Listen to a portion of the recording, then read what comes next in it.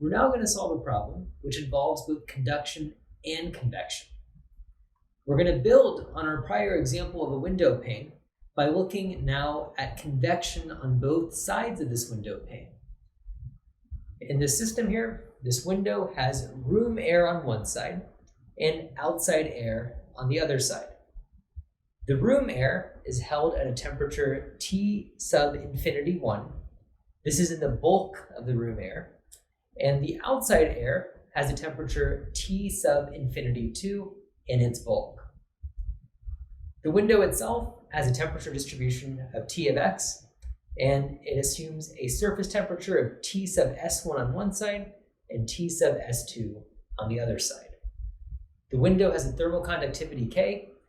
The room air has a heat transfer coefficient of H sub 1, and the outside air has a heat transfer coefficient of H sub 2. We want to find the temperature distribution in the window subject to air temperatures T sub infinity 1 and T sub infinity 2. Here we are emphasizing the final temperature distribution should not contain either T sub S1 or T sub S2.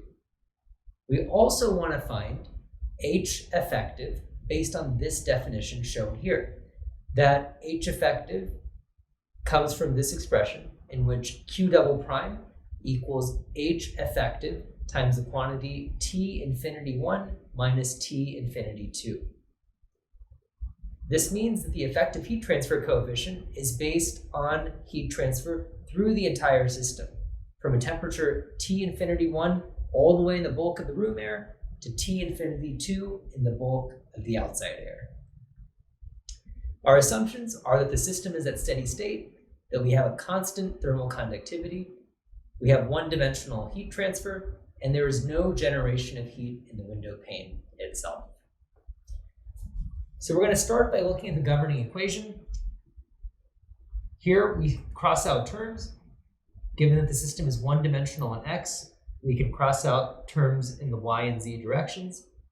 We know there's no generation, so we get rid of another term, and we're at steady state, and that leaves just one term. We solve this subject to boundary conditions at x equals 0 and L, that at x equals 0, the temperature is T sub S1, and at x equals L, the temperature is T sub S2. We will, of course, in a moment, work towards eliminating these two temperatures such that we have only T infinity 1 and T infinity 2. The first step towards achieving that is recognizing that Q double prime is equal to Q sub 1 double prime, which equals Q sub 2 double prime, which equals Q conductive double prime. In other words, the heat flux through the room air, through the window, and through the outside air are all equal, and we can simply refer to these as Q double prime. Q double prime in the window itself can be expressed through Fourier's law, that Q double prime equals K over L times the quantity T sub S1 minus T sub S2. And as we mentioned earlier, we need to eliminate T sub S1 and T sub S2 since these are unknowns. So we should consider two additional expressions for the flux. The first is based on Newton's law of cooling at x equals 0. But this leads to Q double prime equals H sub 1 times the quantity T infinity 1 minus T sub S1. We should also define Newton's law of cooling at x equals L, which leads to a very similar expression, which instead depends on the quantities on the right-hand side in the outside air. We can take the three prior flux expressions, that based on conduction in the window itself, another based on convection in the room air, and a third based on convection in the outside air. We rearrange these, and we have these expressions. If we add these together, we can actually eliminate T sub S1 and T sub S2. So we add together, and we obtain this expression, where you see that T sub S1 and T sub S2 are now both gone. We have a heat flux which depends on just the outer temperatures, T infinity 1 and T infinity 2. So we can take this now and rearrange. We have Q double prime equals a difference of outer temperatures, T infinity 1 and T infinity 2, divided by an expression in the denominator. And this is exactly of the form that we defined at the beginning of the problem for H effective. So we can pull out now what H effective is based on the definition that Q double prime equals H effective times the quantity T infinity 1 minus T infinity 2. And we get that 1 over H effective equals 1 over H sub 1 plus L over K plus 1 over H sub 2. So we now have our expression for H sub effective. So what we solved just by going through the math, we could instead solve using equivalent circuits. In order to do this, we need to figure out how Newton's law should be incorporated into an equivalent circuit. So we start then by comparing Newton's law to this expression that we saw before for an equivalent circuit, where Q double prime equals minus delta T over R double prime. By comparing these two, we see that R double prime simply goes as 1 over H. So if we have a Newton's law contribution to an equivalent circuit, that resistivity should be defined as 1 over H, where H is the heat transfer coefficient. So we can then draw out an equivalent circuit. We have 3 layers in the system, one due to the room air, another due to the window, and a third due to the outside air. In the room air, the resistivity is 1 over H1. In the outside air, it is 1 over H2. And in the window, we have L over K. We can combine all these resistors and say that there is just one big resistor in the system. That this one big resistor takes us all the way from T infinity 1 in the bulk of the room air to T infinity 2 in the bulk of the outside air. And in this case, for this overall resistor, it would have a resistivity of 1 over H effective, the effective heat transfer coefficient for the entire system. And this is what we've implemented then in what we solved before. When we found the heat transfer coefficient, which is effective for the overall system, it was treating the entire system as one resistor.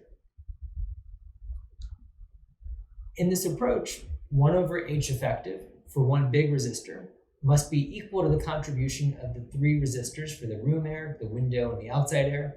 So 1 over H effective equals 1 over H sub 1 plus L over K plus 1 over H sub 2. These are resistors in series, so they simply add up as their sum. This is the same result as we obtained before. So we can see clearly that whether we choose to use equivalent circuits or not, we'll get to the same answer. So we can ask the question, which layer has the largest resistance to heat transfer? Between the room air, the window, and the outside air, which of these contributes most to blocking heat transfer from one side to the other? This is best done by adopting an equivalent circuits perspective.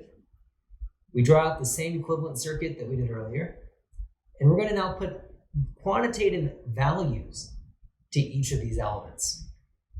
The room air is the resistor on the far left. Let's say that it has a heat transfer coefficient of 10 watts per meter squared per Kelvin. The inverse of this, which is the resistivity in the room air, it leads to 0.1 meter squared Kelvin per watt. For the window, we can specify a thermal conductivity of 1.4 watts per meter Kelvin, a length scale of 3 millimeters. Taking the ratio of these, L over K, that's the resistivity in the window, we get 0.0021 meters squared Kelvin per watt. And we do the same thing in the outside air. Imagine that the air outside is convecting more quickly. This leads to a larger heat transfer coefficient. H sub 2 equals 20 watts per meter squared Kelvin. The inverse of this is the resistivity, 1 over H2, and this equals 0.05 meters squared Kelvin per watt. We can compare these values, and you'll see immediately that the room air and the outside air have much larger contributions to blocking heat transfer compared to the window. They have higher resistivities. This means that the air contributes much more than the window does to blocking heat transfer. So on a cold winter day, you should be thanking the air on either side of the window as opposed to the window pane itself for helping keep you warm inside.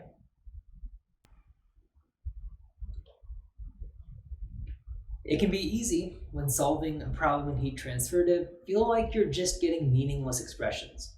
And one way to overcome this is to sketch your answer out of your own volition to see if it actually makes sense. So we can do this by creating for ourselves temperatures T∞1 and T∞2. Let's just imagine that T∞1 is 60 Fahrenheit and T∞2 is 0 Fahrenheit.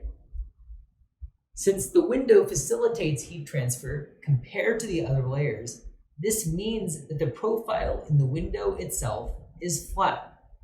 That T sub S1 is approximately T sub S2, and we can simply call this T sub S.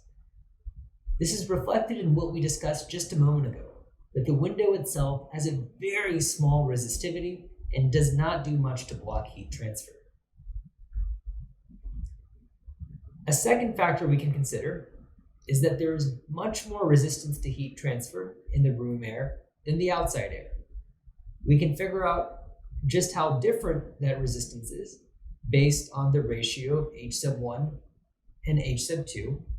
And because there is twice the resistivity in the room air than the outside air, we know that 2/3 of the temperature drop must exist in the room air and 1/3 will exist in the outside air. So we can sketch these findings. We have here a relatively flat temperature profile within the window itself between T sub S1 and T sub S2. And we have 2/3 of our temperature drop in the room air, going from 60 degrees Fahrenheit to 20 degrees Fahrenheit, and 1/3 of our temperature drop in the outside air, from 20 degrees Fahrenheit to 0 degrees Fahrenheit. So we can ask the question, what's better than one window pane? And the answer to this might be somewhat of a professor joke, but it's that 2 window panes are better than 1. Since the air is doing most of the heavy lifting here, it's acting to block heat transfer more so than the window pane itself. A double pane window tries to harness this to afford more resistance to heat transfer. In this diagram here, we see that we now have 2 window panes, one here and one over here. And those 2 window panes are separated by an air gap. This air gap is sufficiently narrow that it arrests natural convection. Therefore, we just have the mechanism of conduction in the air gap, and hence a linear profile, which is given by a conductivity K sub B. We still have an air layer in the room itself and an air layer outside. So what's special about this arrangement is really not that we have an additional window pane. The window pane is not really doing much to block heat. It's that having a second window pane gets us a 3rd air layer. We now have an air gap between the 2 window panes, which is helping us out. So really, we've gone from 2 air layers to now having 3 air layers. And that's what's special about introducing the second window pane. And what's neat is that even though the system starts to look kind of complicated, if we use equivalent circuits, it's not all that bad. You can simply add up the resistivities from each layer to get an overall resistivity.